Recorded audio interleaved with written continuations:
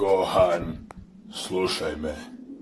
Nije grijeh boriti se za ispravno, jer postoje ljudi do kojih same riječi ne dopiru. Budi svoj, Gohan.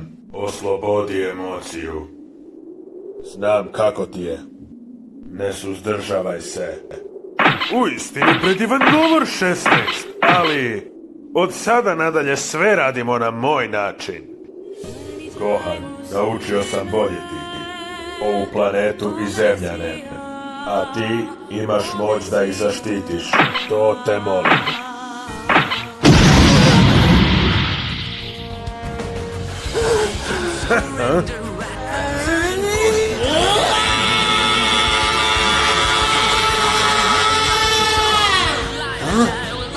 Gohan.